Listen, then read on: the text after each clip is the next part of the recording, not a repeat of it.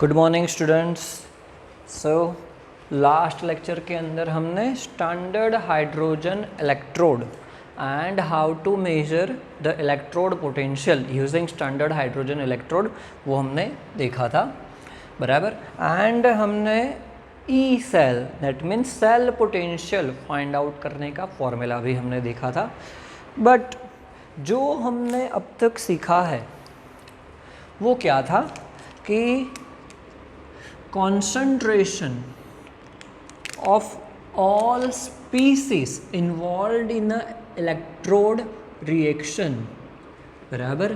कोई भी हम लोग रिएक्शन कर रहे हैं उसके अंदर इलेक्ट्रोड रिएक्शन है तो वो यूनिटी होता है, उसका कंसंट्रेशन क्या होता है, यूनिटी होता है। ऐसा हमने सीखा था कि ऐसा एज्यूम था, बट ऐसा हर बार होता है ऐसा ज़रूरी नहीं है। वो हमने किसने बताया, नर्स्ट ने बताया कि हर बार कंसंट्रेशन यूनिटी हो, इट इज़ नॉट कंपल्सरी, बराबर। तो उसको फाइंड करने के लिए एक फॉर्मूला उसने डिराइव किया जिसको हम क्या बोलेंगे, नर्स्ट इक्वेशन बोलेंगे। ओके, तो एक सिंपल हम लोग रिडक्शन रिएक्शन लिख रहे हैं। M is a metal, N plus वो क्या है, उसका एक्सपोनेंट है, उसका ऑक्सीडेशन स्टेट है, प्लस वो N इलेक्ट्रॉन गेन करेगा, बराबर। N प्लस क्या है, एक्वियस सॉल्यूशन है, एंड N इलेक्ट्रॉन गेन करता है तो वो क्या बनाएगा, सॉलिड, बराबर। ये क्या है, तो ये एक टाइप का रिडक्शन रिएक्शन है। किसके लिए, मेटल का। तो ये क्या है, रिडक्शन रिएक्शन ले रहे हैं, बराबर। यहाँ पे कॉन्सेंट्रेशन हमने डिफाइन नहीं किया है, यूनिटी हम लोग नहीं लेने वाले हैं, बराबर। बट कॉन्सेंट्रेशन हम लोग डिफाइन करेंगे कि eight any concentration the electrode potential at any concentration, हम लोग यहाँ पे बोल सकते हैं कि the electrode potential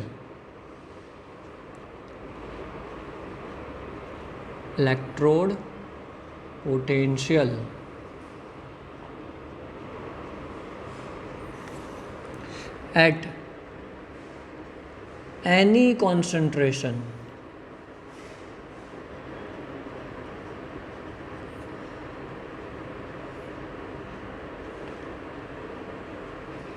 can be measured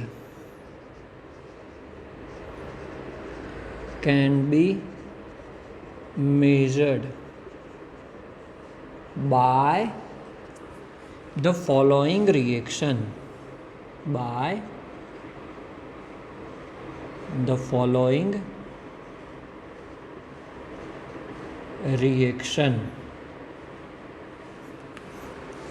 बराबर। तो ये हमारा रिएक्शन है, उसके ऊपर से बाय फॉलोइंग फॉर्मूला हम नर्स्ट ने एक फॉर्मूला डिराइव किया, ओके। उसका ही हम लोग फॉर्मूला लिखने वाले हैं कि इलेक्ट्रोड पोटेंशियल ऑफ मेटल, तो ये रिएक्शन के लिए क्या है, रिडक्शन है, तो हमने वही बताया है, is equal to standard reduction potential of metal,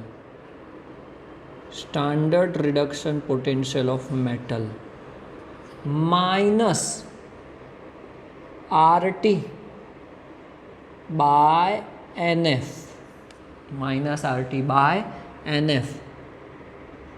ln concentration of metal divided by concentration of its oxidized product। Okay, आप N प्लस भी लिख सकते हो, प्लस N भी लिख सकते हो, बराबर। तो बेसिक टर्म डिफाइन कर रहे हैं, तो ये क्या है, ये है इलेक्ट्रोड पोटेंशियल, पर कौन सा, reduction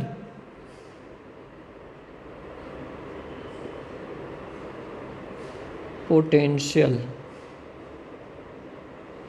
reduction potential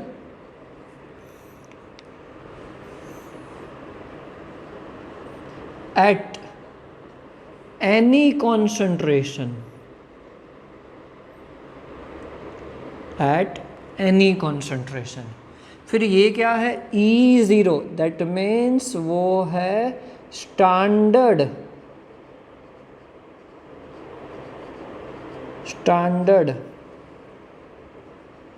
reduction potential.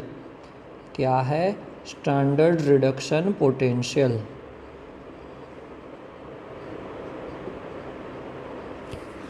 बराबर। दूसरी चीज़ें भी हमें पता है, R is a gas constant, उसकी वैल्यू कितनी होगी 8.314 जूल पर kelvin mole. Same way T is a temperature and standard temperature is 298 kelvin. बराबर। F इज़ अ फेराडे, याद रखना उसकी value 96,487 coulomb. And N is a number of electron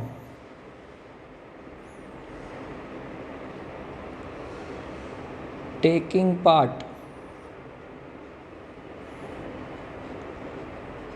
in a reaction।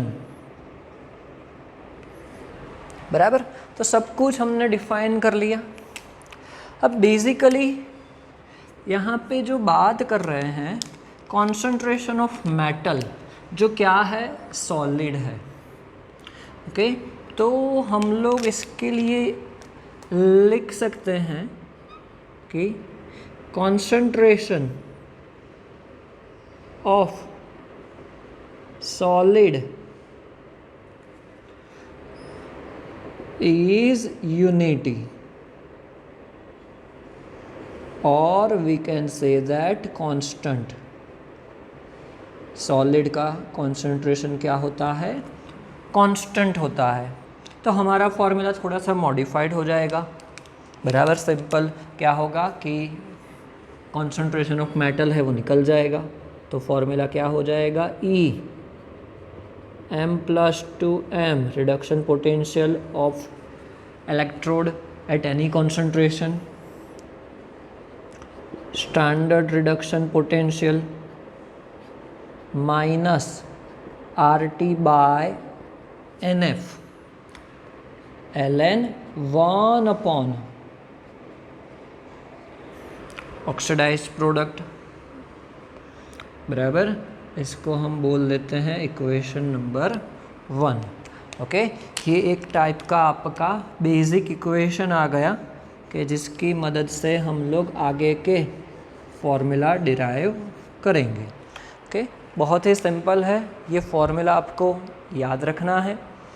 Okay, तो अब हम लोग क्या करने वाले हैं, यहाँ पे एक सेल लेने वाले हैं, और वो भी आपका मतलब आप जानते ही हो, फॉर गैल्वेनिक सेल,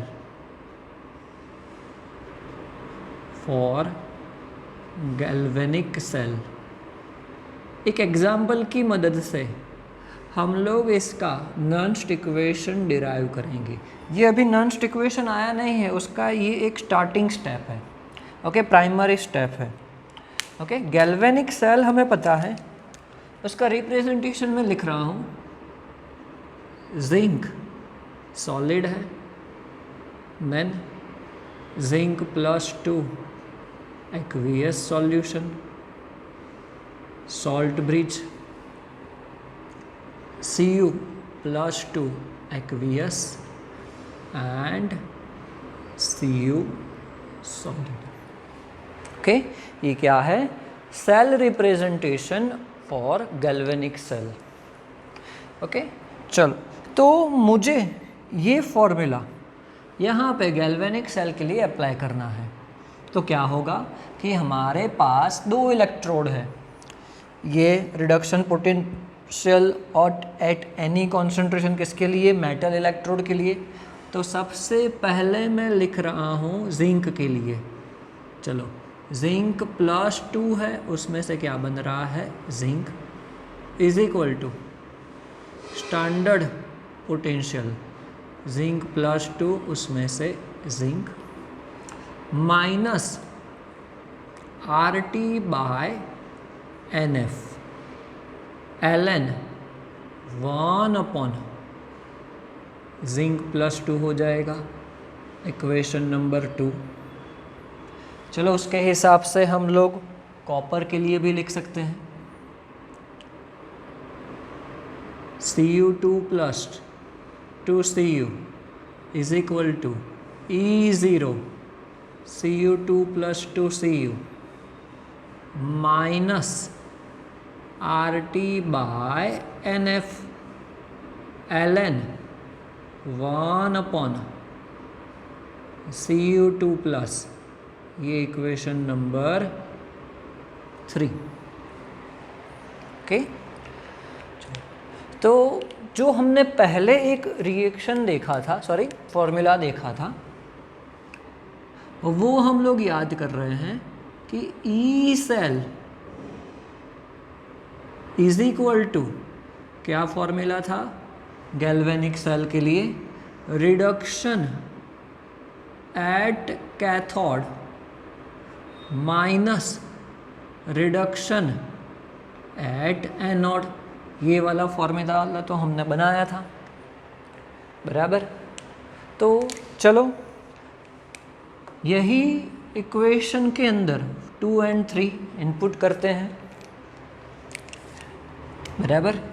तो क्या हो जाएगा वो देखते हैं कि E cell is equal to, copper की वैल्यू लिखते हैं standard cell Cu2 plus 2Cu minus R T by N F, L N 1 upon Cu2 plus, फिर क्या हो जाएगा माइनस, इसको मैं ब्रैकेट में लिखता हूँ, E0 zinc 2 plus 2 zinc minus R T by N F, L N 1 upon zinc plus 2।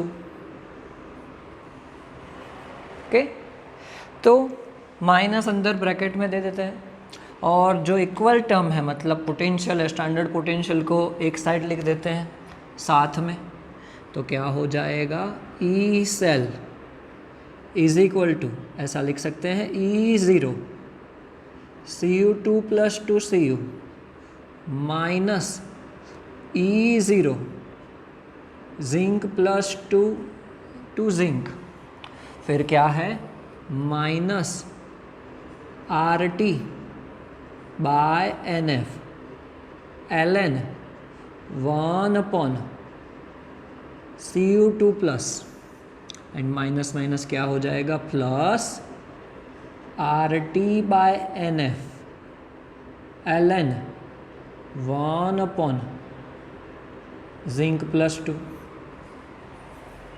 बराबर। तो यहाँ पे देखो कुछ सिमिलर जैसा लग रहा है कि ये फॉर्मूला देखो, E cell is equal to reduction potential of copper, that means cathode, minus reduction potential of anode मतलब जिंक। तो यहाँ पे क्या है, ज़ीरो मतलब standard reduction potential of copper and standard reduction potential of zinc. तो इसका मतलब ये जो वैल्यू है वो क्या हो जाएगा, E0 cell, that means standard cell potential हो जाएगा। ये सेल पोटेंशियल है एट एनी कॉन्सेंट्रेशन, तो ये क्या हो जाएगा, E0 सेल मतलब स्टैंडर्ड सेल पोटेंशियल, जो यहाँ पे था स्टैंडर्ड इलेक्ट्रोड पोटेंशियल, वैसे ही ये क्या हो जाएगा, दोनों स्टैंडर्ड है तो उसका सेल का पोटेंशियल भी क्या हो जाएगा, स्टैंडर्ड सेल पोटेंशियल, बराबर। यहाँ पे अगर हम लोग क्या कर रहे हैं, अगर minus R T by N F common निकालते हैं तो क्या रहेगा, L N 1 upon Cu2 plus minus ln 1 upon Zn2 plus, बराबर। चलो तो इसको हम क्या लिख सकते हैं, E cell is equal to E0 cell minus RT by NF। अब ln का सब्सट्रैक्शन करते हैं तो क्या हो जाएगा, उसका जो भी वैल्यू है उसका डिवाइडेशन हो जाएगा। ओके, तो मैथ्स वाले को जल्दी पता चल जाएगा क्या होगा, जिंक +2 होगा न्यूमरेटर में एंड डिनोमिनेटर में आएगा Cu2 प्लस। ओके, तो ये एक आपका बेसिक फॉर्मूला आया, नॉनस्ट इक्वेशन आया, किसके लिए, तो गैल्वेनिक सेल के लिए, गैल्वेनिक सेल के लिए। अब हम लोग क्या कर रहे हैं, इसको थोड़ा सा सिंप्लीफाइड करते हैं। We have the value of gas constant, temperature, Faraday, बराबर। तो वो वैल्यू हम लोग इनपुट करते हैं, E cell is equal to E0 cell. चलो, गैस कांस्टेंट की वैल्यू है 8.314, टेम्परेचर इज 298 केल्विन। चलो ln को लॉग में कन्वर्ट करना है तो क्या करेंगे, 2.303 से मल्टीप्लाई करेंगे इंटू 2.303 डिवाइडेड बाय n हमें नहीं पता है अभी, f क्या है 96,487।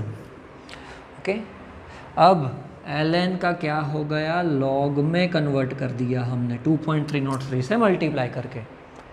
अब बेसिक हमें नॉर्मल फॉर्मूला लिखना है फॉर एनी सेल। तो जिंक +2 देखो वो एक्चुअली क्या है, ऑक्सीडाइज्ड प्रोडक्ट है, किसकी, जिंक की। मतलब जिंक का ऑक्सीडेशन होगा तो हमें जिंक +2 मिलेगा। Cu2 प्लस वो क्या है, रिड्यूस्ड प्रोडक्ट होगी उसका, उसका क्या होगा, रिडक्शन होगा। Cu2 प्लस का क्या होगा, रिडक्शन होगा, बराबर। तो न्यूमरेटर में क्या होगा, ऑक्सीडेशन, ये जनरल फॉर्मूला लिख रहे हैं, मतलब जिसका भी ऑक्सीडेशन होता है, बराबर, सेल में, वो हम लोग न्यूमरेटर में लिखेंगे क्योंकि जिंक का क्या हो रहा है, ऑक्सीडेशन, एंड जिसका भी रिडक्शन होता है वो कहाँ पे लिखेंगे, डिनोमिनेटर में, रिडक्शन। ओके, एक और चीज़ यहाँ पे मैं ऐड करना चाहूँगा, जो है यहाँ पे मैं a लिख रहा हूँ और इसके एक्सपोनेंट में b लिख रहा हूँ, वो क्या है, कोएफिशिएंट है, बराबर। a and b are coefficient, चलो लिख देते हैं उसको भी। चलो, तो अगर इसका आंसर आप कैलकुलेट कर रहे हो तो आंसर आपको मिलेगा E cell is equal to E0 cell minus 0.0592 divided by n log oxidation upon reduction, बराबर। और उसके एक्सपोनेंट में क्या आएगा, a एंड b मैं यहाँ पे लिख रहा हूँ, जहाँ पे लिख देते हैं कि a एंड b क्या है, कोएफिशिएंट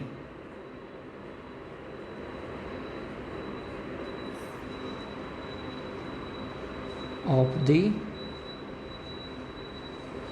रिएक्टेंट्स, बराबर। तो ये आपका फाइनल फॉर्मूला आया, ये क्या है, नॉन्स्ट इक्वेशन, बराबर। ये क्या है, नॉन्स्ट इक्वेशन। ओके, तो बहुत ही सिंपल फॉर्मूला है, कैसे हमने डिराइव किया है वो इम्पोर्टेंट है समझना आपके लिए। ओके, वीडियो 2 to 3 टाइम्स देखना, खुद कैलकुलेशन करके देखना तो ज़्यादा समझ में आएगा, बराबर। नेक्स्ट लेक्चर में हम इसी के अंदर थोड़ा डिटेल में डिस्कशन करेंगे। Thank you.